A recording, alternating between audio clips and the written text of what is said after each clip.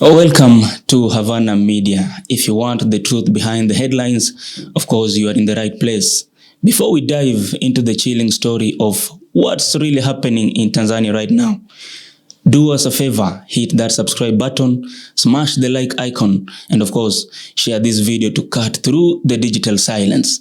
A nation's future is at stake, and this story needs to be heard. It was a victory like any other on paper.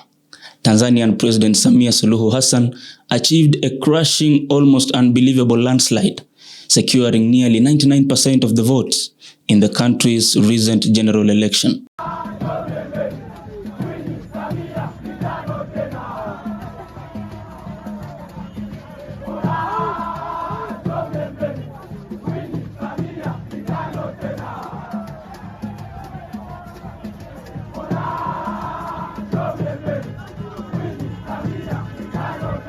The world watched a celebration, but on the streets of Salaam, Arusha and Mwanza, a horror story of unfolding, one of fear, repression and blood. The narrative of triumph was making a profound crisis of democracy.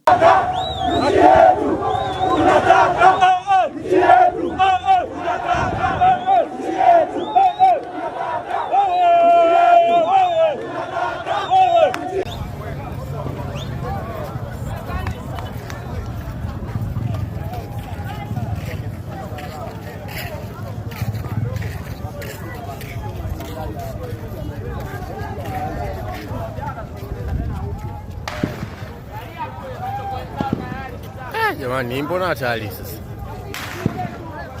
Hiyo sheli hiyo sasa hivi inawaka moto.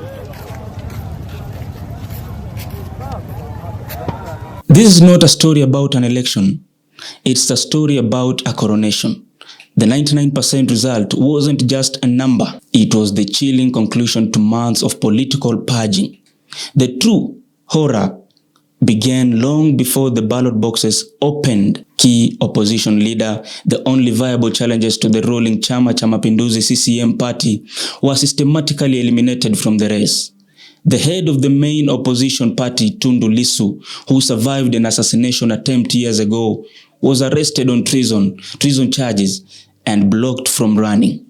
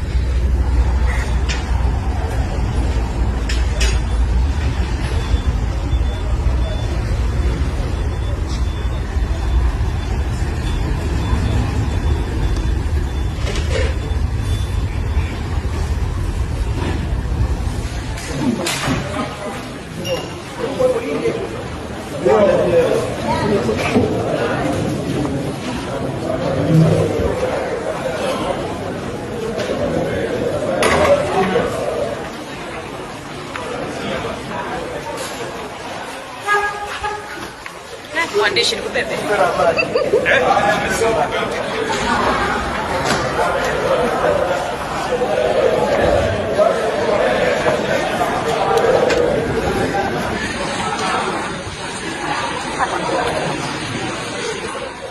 Wewe mimi wa chama cha Tanzania.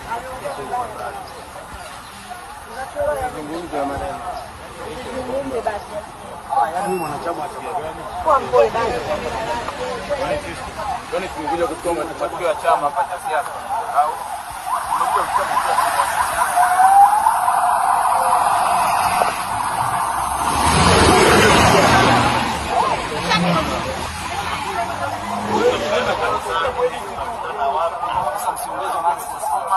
Another major rival was also disqualified on dubious technical grounds.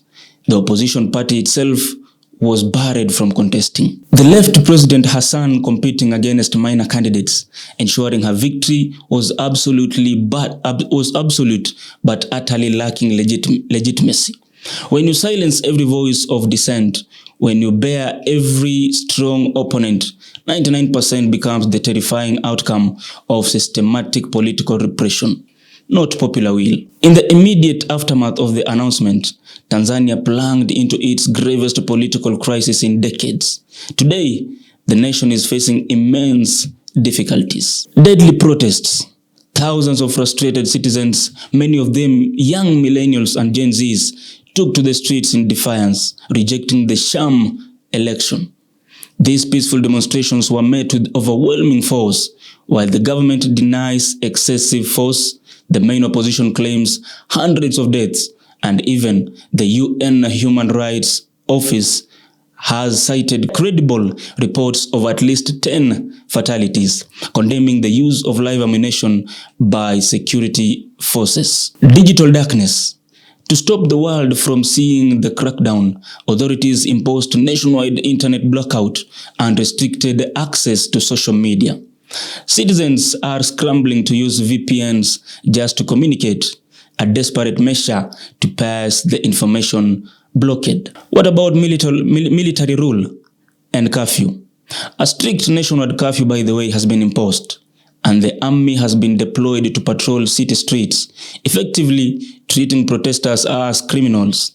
Essential services and transportation, including access to major airports and ports, have been severely disrupted, hitting the economy hard. Now, finally, the erosion of trust. The crisis is a severe blow to Tanzania's democratic reputation. Critics point to an increasing pattern of enforced disappearances, abductions, and also human rights abuse aimed at journalists and activists.